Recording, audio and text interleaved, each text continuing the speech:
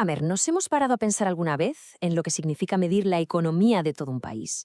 Es que parece una tarea, vamos, casi imposible. Estamos hablando de millones de transacciones, de productos, de servicios, de salarios, de impuestos, de todo. La pregunta es, ¿cómo se puede coger todo ese caos y convertirlo en una imagen coherente que nos diga, oye, las cosas van bien o cuidado, que van mal? Esa es sin duda la gran pregunta, porque claro, no se trata solo de ir sumando y restando. Para no perderse se necesita un sistema, una especie de lenguaje común que todo el mundo pueda entender.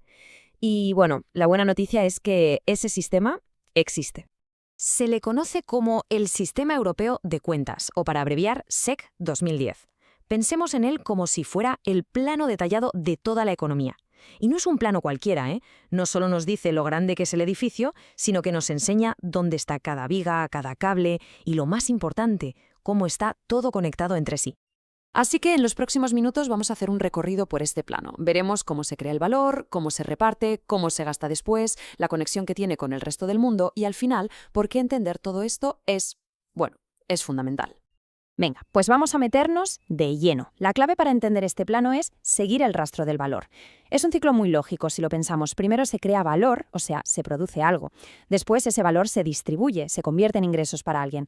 Y finalmente esos ingresos se usan, se gastan. Producción, renta y gasto. Ese es el camino. Empecemos por el principio de todo, la producción. ¿De dónde sale el valor en una economía? Pues el SIC 2010 nos lo pone bastante fácil. Lo divide en 3 tipos de actividades muy claras. Por un lado está la producción de mercado, que es lo que a todos se nos viene a la cabeza, ¿no? Una fábrica de coches, un bar que sirve cafés, cosas que se hacen para vender.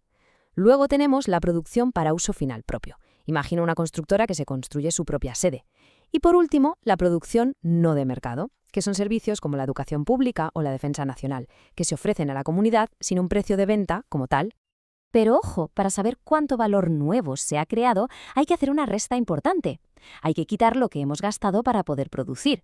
Esto es lo que se llama el consumo intermedio. Un panadero, por ejemplo, crea valor con su pan, pero para hacerlo ha tenido que consumir harina, levadura, electricidad.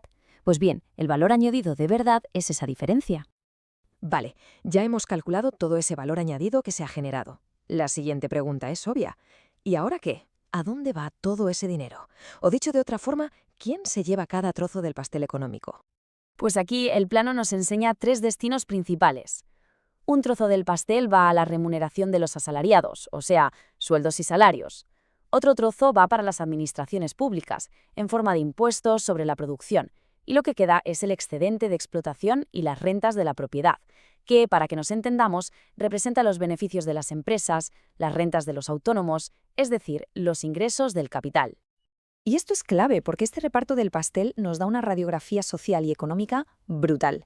Nos dice qué parte de la riqueza que se genera va a parar a los trabajadores, qué parte se usa para mantener los servicios públicos a través de impuestos y qué parte remunera a los dueños del capital. Continuamos con el ciclo. Ya sabemos cuánto valor se ha creado y cómo se ha repartido en forma de ingresos. Ahora toca ver la última fase. ¿En qué se gasta todo ese dinero? Aquí el sistema hace una distinción que es de verdad muy, muy inteligente. Y es que no es lo mismo quién paga que quién consume. Por ejemplo, el gobierno paga la sanidad pública, ¿de acuerdo? Eso se registra como gasto en consumo final. Pero, ¿quiénes nos beneficiamos realmente? ¿Quiénes consumimos esa sanidad? Los hogares. Pues eso es el consumo final efectivo. Entender esta diferencia es crucial para saber quién soporta el coste y quién disfruta del beneficio.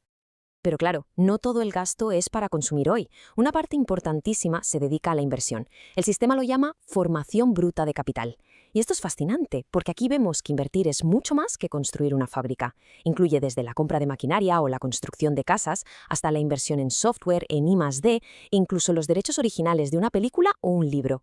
Es todo aquello que nos va a permitir producir más y mejor en el futuro. Venga, vamos con el último gran bloque de nuestro plano. Y es que hoy en día ninguna economía funciona como una isla. Todas están conectadas, así que tenemos que ver cómo interactuamos con el resto del mundo. Aquí, lógicamente, entran en juego las exportaciones y las importaciones. Y la definición oficial es muy precisa. No se trata de cuándo un producto cruza una frontera física, sino de cuándo cambia de propietario entre un residente de un país y un no residente. Y este matiz, que parece pequeño, lo cambia todo. Y es que aquí es donde el sistema demuestra su nivel de detalle. Una exportación puede ser, por ejemplo, petróleo que una empresa española extrae en aguas internacionales y vende directamente a China. O, atención a esto, una empresa española que compra mercancía en Vietnam y la vende en Argentina sin que ese producto pise nunca España. Todo eso se registra en las cuentas nacionales. ¿Por qué? Porque hubo un cambio de propiedad que involucró a un residente. Increíble, ¿verdad?